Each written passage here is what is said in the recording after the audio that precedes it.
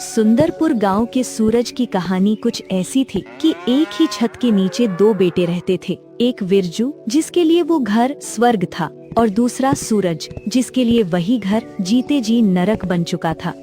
तपती धूप में सूरज पसीने से नहाया हुआ था। उसके कंधों पर हल रखा हुआ था। वो बैल की जगह खुद जुता हुआ था और हल खींच रहा था। उसकी सांसें उखड़ रही थीं। ठीक सामने पेड़ की ठंडी छांव में एक खटिया पर विरजू और पास में मंगू मामा बैठा हुआ था।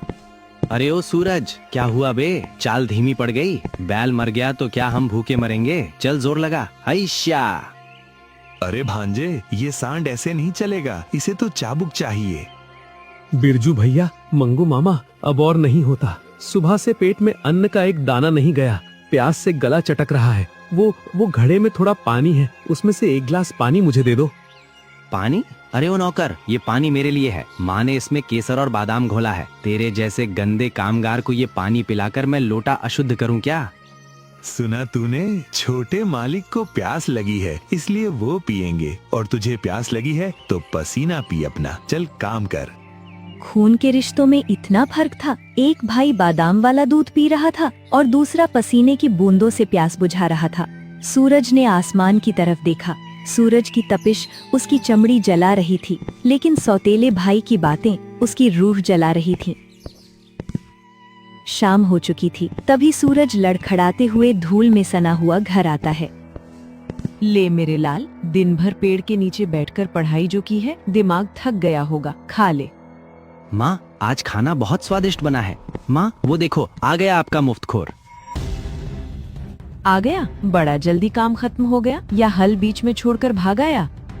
माँ, पूरा खेत जोत दिया, अब तो खड़े होने की भी ताकत नहीं है। बहुत भूख लगी है, कुछ खाने को दे दो। हाँ ठीक है, ले खा ले। और सुन, दाल खत्म हो गई है, नमक और पानी के साथ खा लेना। सूरज उस जली रोटी को देखता है। उसकी आंखों में आंसू थे। वो देखता है कि विरजू खीर खा रहा था और वो रोटी। माँ, मैं भी तो आपके बेटे जैसा हूँ। पिताजी कहते हैं आप मुझे सगे बेटे जैसा प्यार दोगी। जुबान लड़ाता है। सगा सगा होता है और सौतेला सौतेला। मेरा बेटा राज करने के लिए पैदा हुआ है और तू मजदूरी करने के लिए। अपनी औकात में रहे। एक पिता घर की नींव होता है, लेकिन जब नींव ही हिल जाए तो दीवारें गिरने में वक्त नहीं लगता। रामदीन, जो सूरज के पिता थे, उनका दुर्घटना में एक पैर चला गया था। वो ना तो चल सकते थे और ना ही कुछ बोल पाते थे। पिताजी, आपने तो कहा था कि माँ मुझे अपने बेटे जैसा रखेंगी। दिन भर खेत में आप सभी को पालने के लिए मेहनत करता हूँ, लेकिन हमें तो फिर भी यहाँ सही से 2 वक्त का खाना भी नसीब नहीं हो रहा है। वो हमें अपना बेटा समझती ही नहीं है। रुक्मिणी को डर था तो कभी न कभी हिस्सा मांग लेगा। अब उसे रास्ते से हटाने की आखिरी चाल चली गई। मंगू, तेरे जीजा जी की हालत देखकर लगता है कि वो अब ज्यादा दिन तक नहीं रहने वाले। अगर उनके जाने के बाद इस सूरज ने अपना हिस्सा मांग लिया तो हमें गांव के रीति रिवाज के हिसाब से उसे देना ही होगा। अगर हमने ऐसा नहीं किया तो सारा गांव हमें दोष देगा। जीजी, ये लौंडा बहुत ढीठ है। इतनी बेइज्जती खाकर भी घर नहीं छोड़ रहा। उस रात में सन्नाटा था, लेकिन रामदीन के सीने में तूफान मचा हुआ था। बरसों की बेबसी और बीमारी ने आखिरकार उनके शरीर को तोड़ दिया था। पिताजी आंखें खोलिए। आपको तो बहुत तेज बुखार है, शरीर आग की तरह तप रहा है। पिताजी, मैं अभी माँ से कहकर वैद्य जी को बुलवाता हूँ। माँ, ओ माँ, दरवाजा खोलिए। पिताजी की तबीयत बहुत बिगड़ गई है, वो सांस नहीं ले पा रहे हैं। मुझे कुछ पैसे दे दीजिए, मैं डॉक्टर को ले आऊँ। माँ, क्या है रे मनहूस, आधी रात को क्यों छाती पीट रहा है? न खुद सोता है न हमें सोने देता है। माँ, मैं आपके पैर पड़ता हूँ। पिताजी बचेंगे नहीं, उन्हें तुरंत इलाज की जरूरत है। मुझे थोड़े पैसे दे दीजिए, पिताजी को बहुत तेज बुखार है। अरे क्या नाटक है माँ इसका, क्यों बेजा चाट रहा है? सुन रे सूरज, तिजोरी की चाबी क्या तेरे बाप ने मुझे दी थी? और किस बात का इलाज? हाँ, अरे वो तो वैसे भी खाट पर पड़ा पड़ा सड़ रहा है। वो जिंदा भी है तो मुर्दे के समान ही है, न कमा सकता है न चल सकता है। माँ, ये आप क्या कह रही हैं? वो मेरे पिता हैं, आपके पति हैं, सिंदूर है वो आपका। सिंदूर और सुहाग तब अच्छा लगता है जब वो घर में 4 पैसे लाए। जो आदमी खुद अपनी मैली धोती नहीं बदल सकता, उस पर मैं जमा पूंजी फूंक दूं? जब भाग यहाँ से। अगर उसकी मौत आई है तो उसे कोई नहीं रोक सकता। डॉक्टर बुलाकर पैसे बर्बाद करने का मुझे कोई शौक नहीं है। माँ, मेरी बात तो सुनो। माँ, उस बंद दरवाजे ने सूरज को बता दिया था कि पत्थर की मूरत से दया की भीख मांगना बेकार है। वो वापस अपने पिता के पास आया। उस रात सूरज ने अपनी आँखों के सामने अपने भगवान को तिल तिल कर मरते देखा। उसके पास सिर्फ आंसू थे, न दवा थी, न दुआ काम आ रही थी। अगली सुबह सूरज तो उगा, लेकिन रामदीन की आँखों का सूरज हमेशा के लिए डूब चुका था। वो जा चुके थे।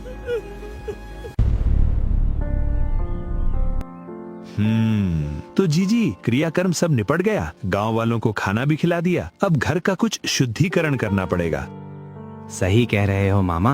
वैसे भी घर में राशन कम पड़ रहा है और खाने वाले मुंह ज्यादा हैं।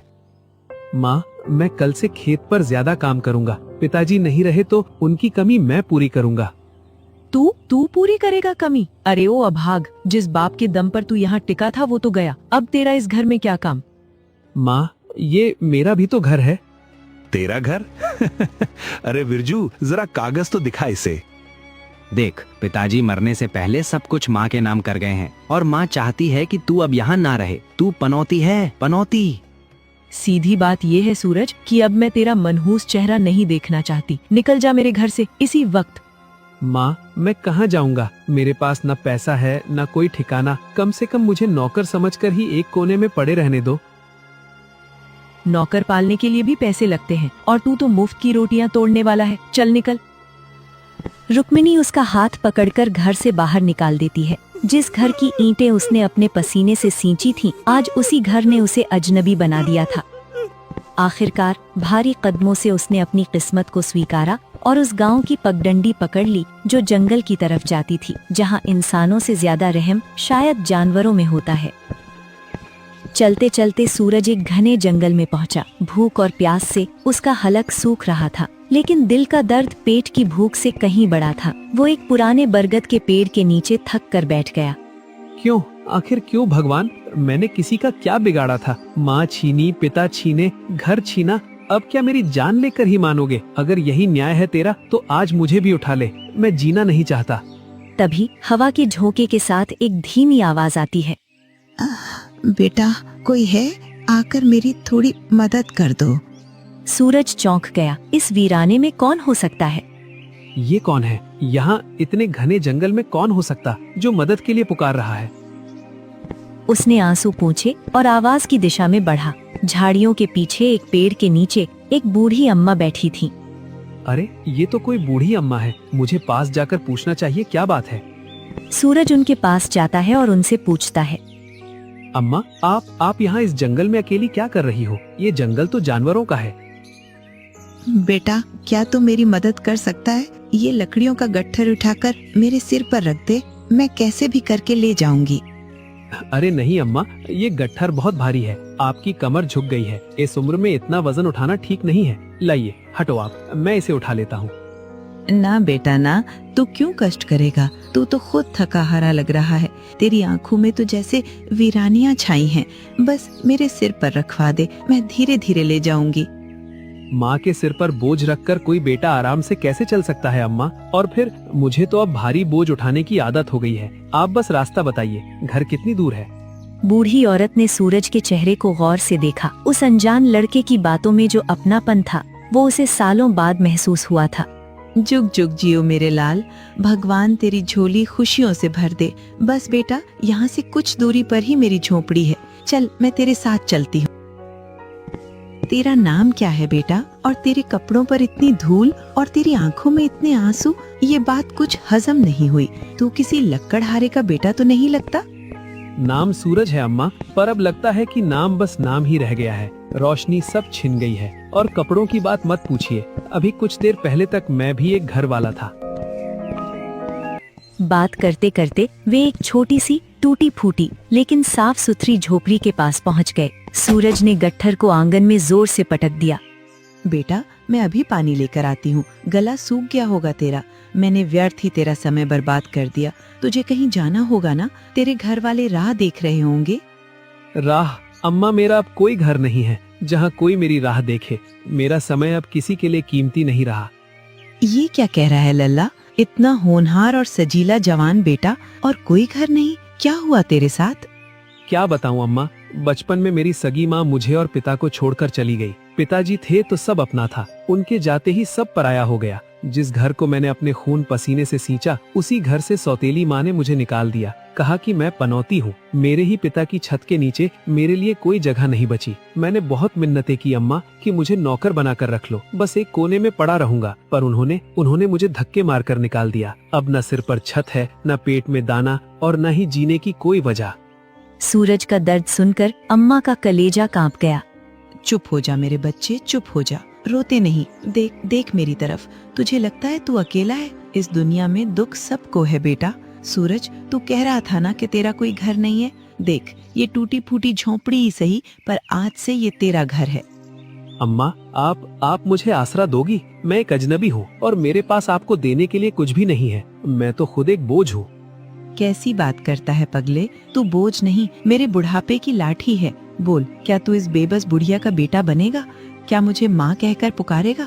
सूरज ने अम्मा की आंखों में देखा। वहाँ वही ममता थी, वही तड़प थी, जिसके लिए वो अपनी सौतेली माँ के सामने गिड़गिड़ा रहा था। जो प्यार उसे अपने घर में नहीं मिला, वो आज इस पराई झोपड़ी में मिल रहा था।